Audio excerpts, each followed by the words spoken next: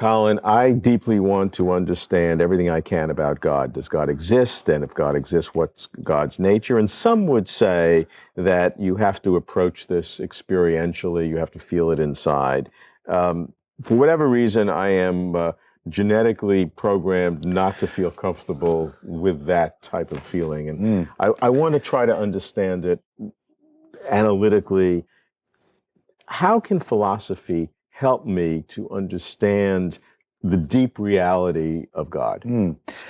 Well, I think religion raises very abstract, broad questions about things like agency and whether there can be a conscious being without a body, what causality is, the origins of things, the origins of the universe, also questions of good and evil, free will, how free will arises and whether that's possible. So in the early days of religion, it was supposed that the gods, because there were many of them in the early days, existed on a plane within the same plane that we live in. They didn't live on planet Earth, but they lived in the universe, perhaps beyond the stars, but they lived at least in space. And that was the way people thought of the existence of the gods. Then they got more sophisticated, thinking about what that would involve and how big were these gods, what would they weigh, and so forth. And these questions puzzled them.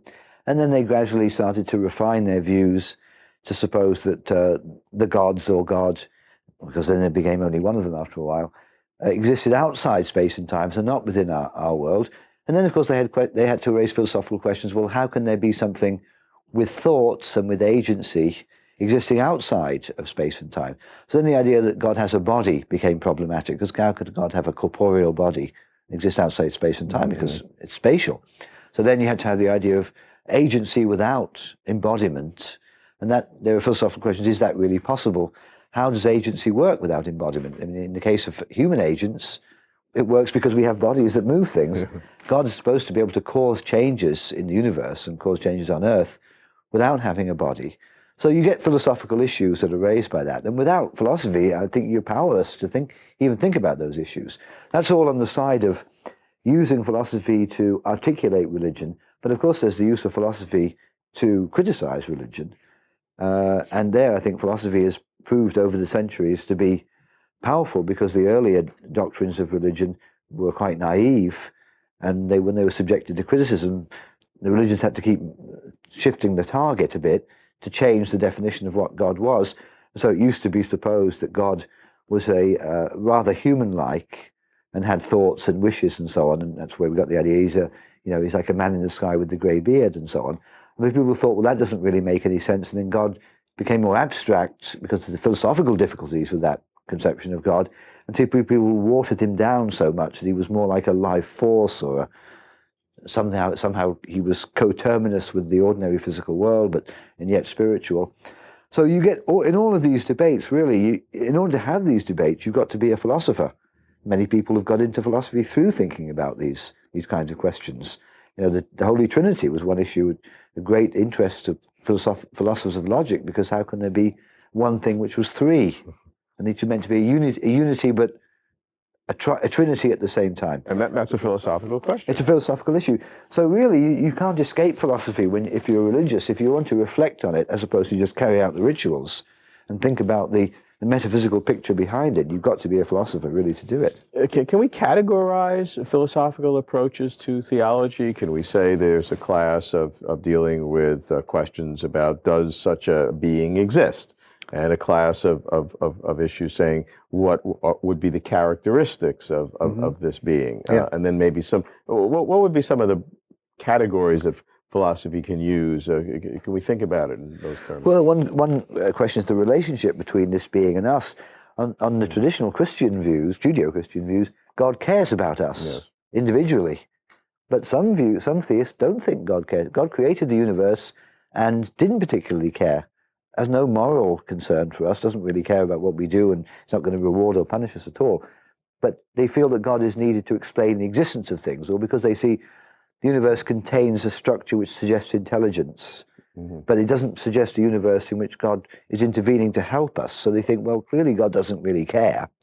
So there's the whole question of what's God's relation to us. So that uses philosophical techniques to, in essence, dissect apart some of the traditional unified concepts of God, that he created us and he's a personal God and he cares about us, but then you have the problem of evil, so maybe you dissect out and you say, well, I can't explain the universe, so I need that God, but I can't explain the problem of evil, so therefore maybe he doesn't care about us, or maybe it's a different kind of God than we can imagine. Yeah, so you're using philosophical reasoning to fashion a conception of God which is internally coherent, and you think explains the most of what you observe in the universe, of human life in particular. Internal coherence is a very important part of basic logic, certainly philosophy, and it oftentimes has been missing from theological explanation. Yeah. And well, the doctrine of the Trinity has been and was recognized to be a very big problem. It seems logically incoherent. One thing cannot be three things. It doesn't make any sense to say that. There have been theories of identity put forward in the 20th century by sophisticated philosophers of logic. It's called the theory of relative identity, which is you can make sense of something being the same f as g, x is the same f as g and not the same g as x is the same f as y and not the same g as y. So you can say, I'm the same man as I used to be, but not the same person as I used to be. And you can have, it's a sort of qualification on the idea of identity. So you use that to fiddle around with the idea that these three entities are really identical. Because you say, well, they're identical considered under this concept, but not identical considered under this other concept.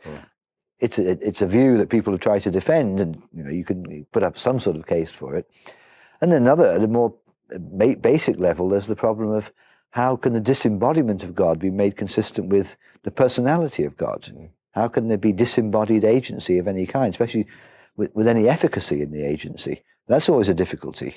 How does God manage to change the course of the material universe without himself being material and having no material forces? That's very difficult to understand. What's God's relation to time? Does God have a thought in time? Does God plan something at a particular time? That's difficult to understand. Does God never change? These are all very difficult questions of internal coherence.